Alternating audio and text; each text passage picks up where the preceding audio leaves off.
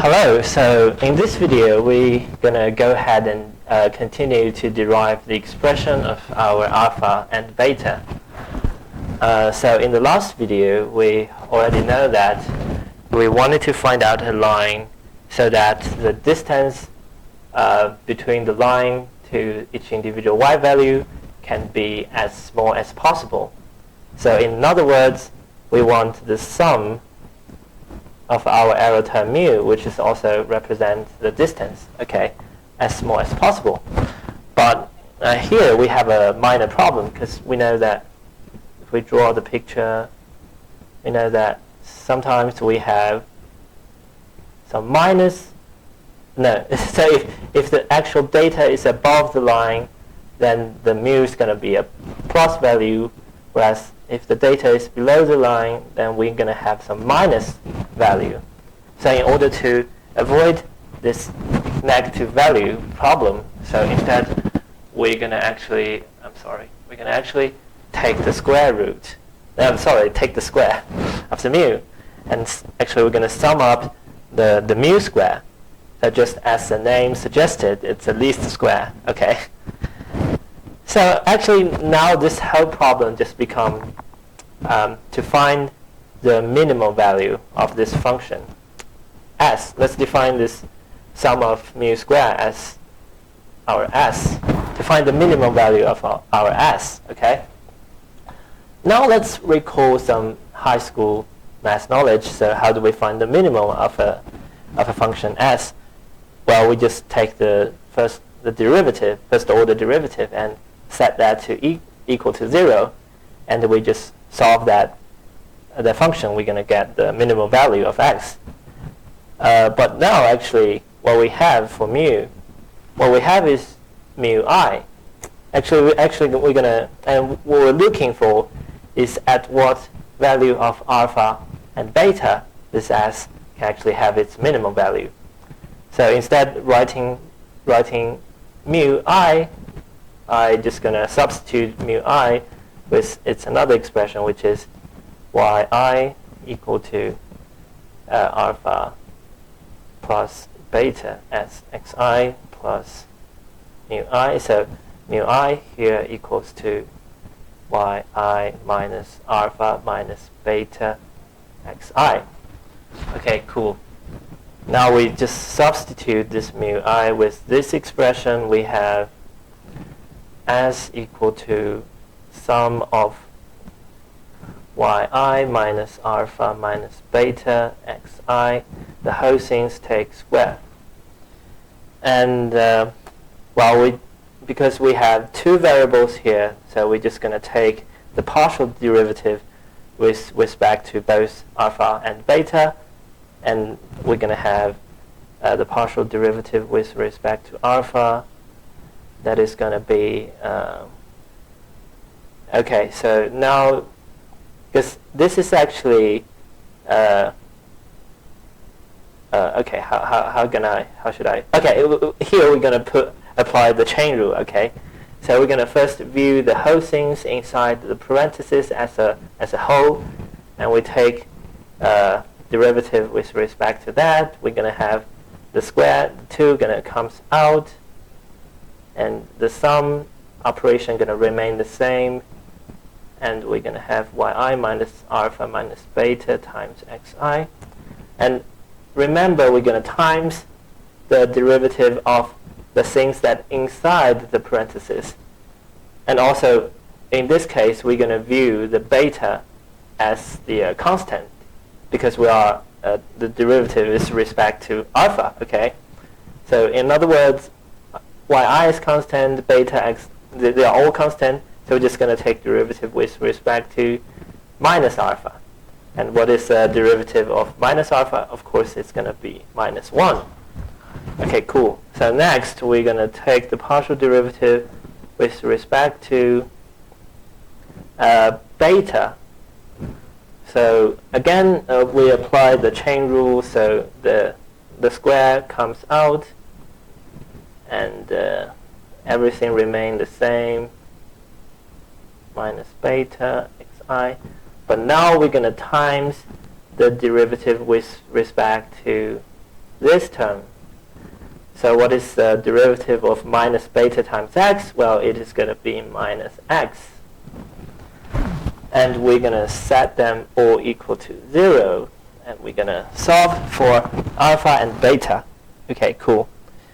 And also now we have a problem, because if we're just solving this two equation equal to 0, then the only thing we know that this is going to be some extreme value, but we don't really know whether it's going to be maximum or minimum.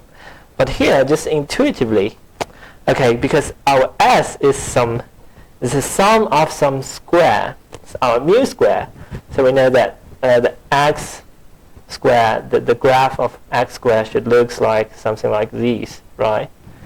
So just intuitively, we know that this function should only have minimal value, okay? So today, I'm not really going to do some, math proving about this, but just, take it for granted for a little bit. Okay. So next, we're going to solve for this two equation, and before that, I'd like to just simplify a little bit. So maybe we're gonna be let's just times a minus 2. So this minus 1 over 2. So these things can be cancelled out. Then what we have is okay. What we have is gonna be the sigma y. Okay. Oh, we're also gonna expand the parentheses. So we're gonna have, and the sigma operation, we're gonna have the sigma of alpha, because alpha is a constant, so the sigma of alpha is going to be n times alpha, right? And minus the sigma of beta times x. So beta is a constant, so we can just put it ahead, and then we have the sigma of xi. This whole thing is equal to 0. Okay, no problem. So for the second equation, we have, we're going to expand the parentheses. Then we have sigma of xi, yi, minus, okay, yes, minus,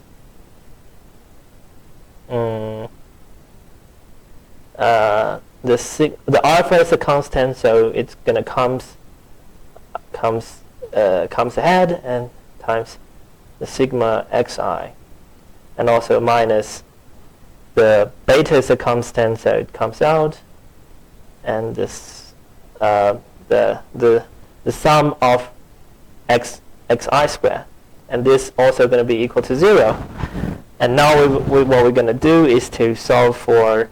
Let's first solve for beta. Okay.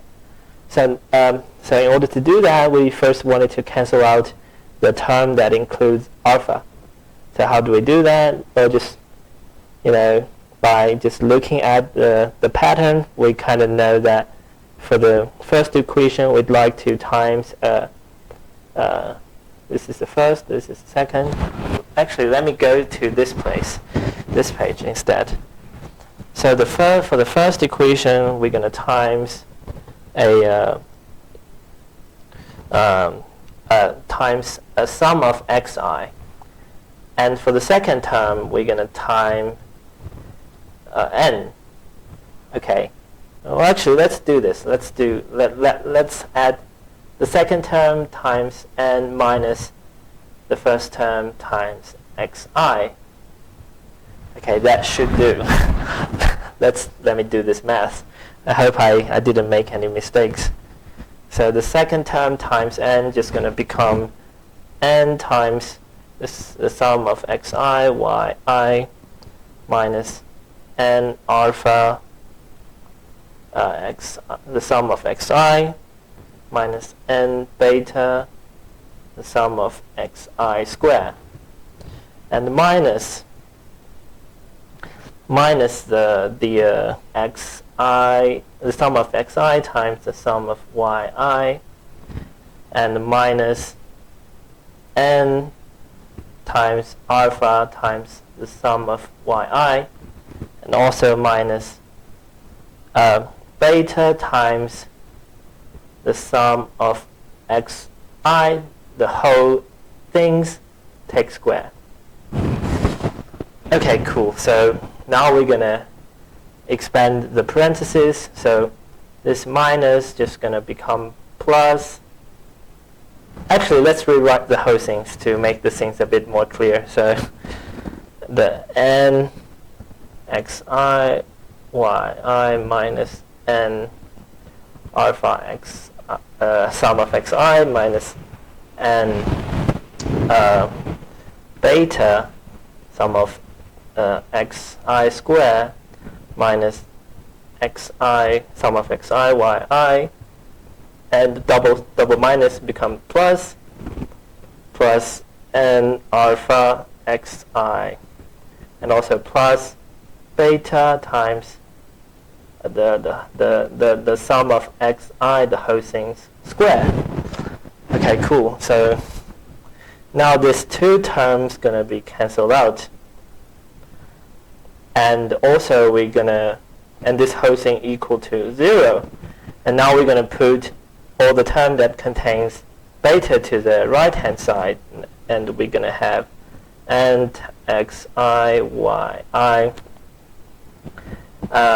minus let's see minus xi y, I'm sorry, the sum of xi times the sum of yi equal to, and also we're going to factor out the beta, and we have beta times n times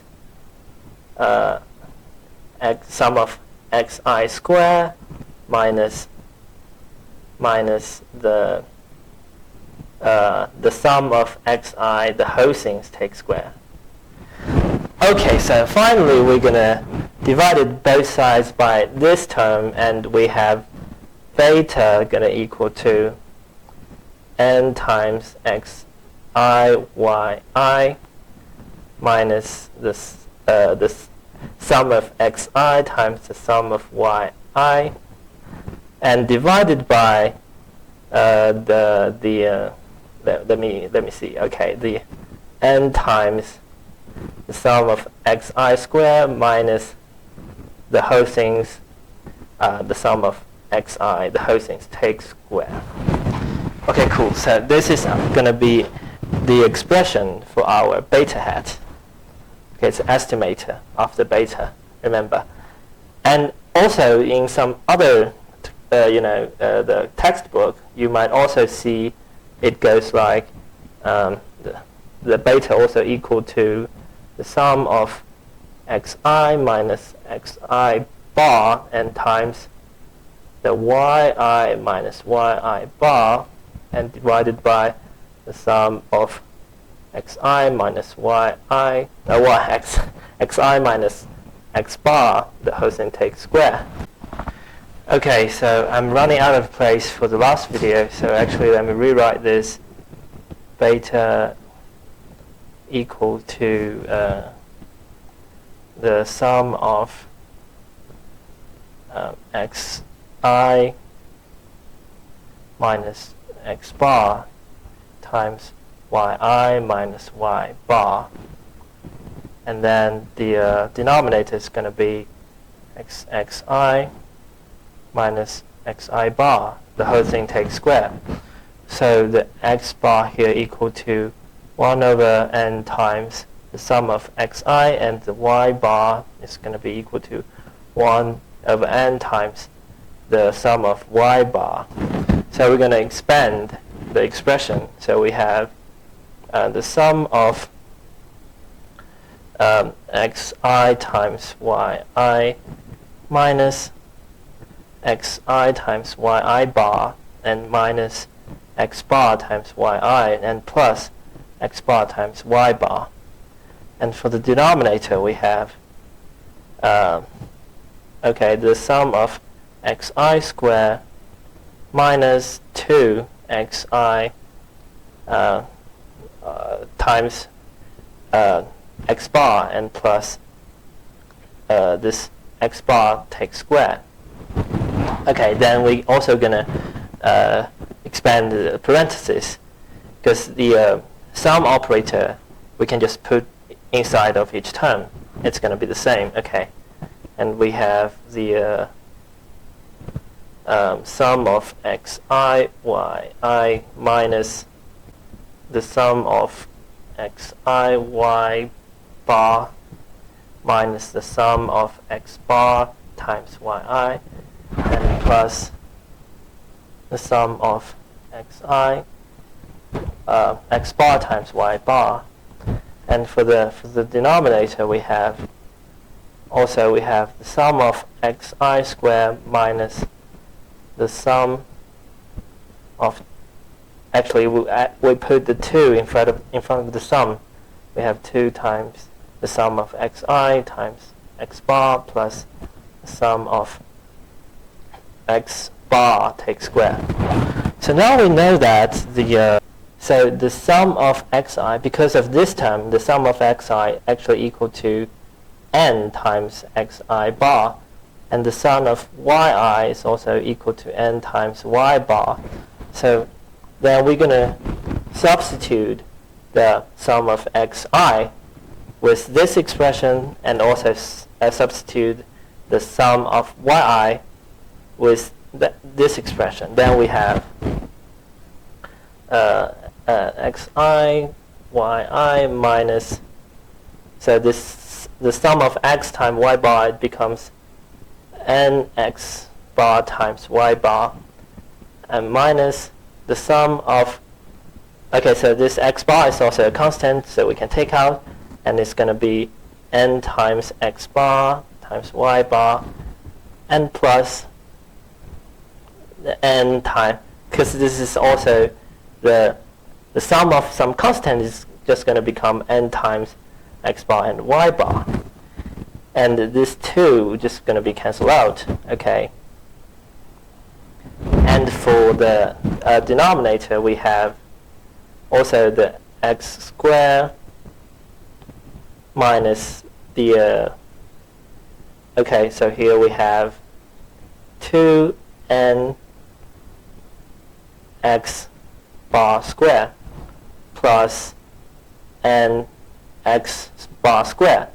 So this 2n and this n just going to cancel out, and what we left is xi, sum of x y y I minus n times x bar times y bar over the sum of xi square minus n x bar square.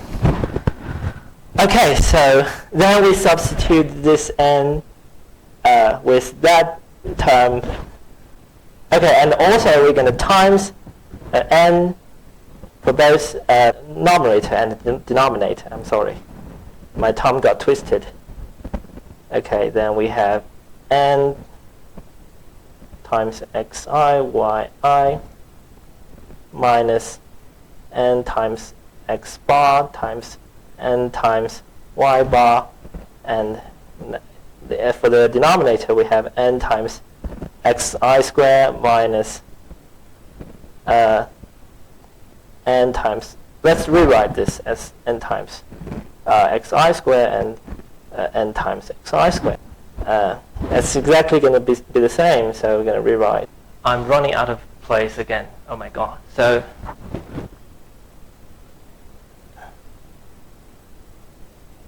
this is exactly going to be the same as what we get before. Okay. Okay, in the next video I'm going to show you how to derive the expression for alpha hat. I'll see you in the next one.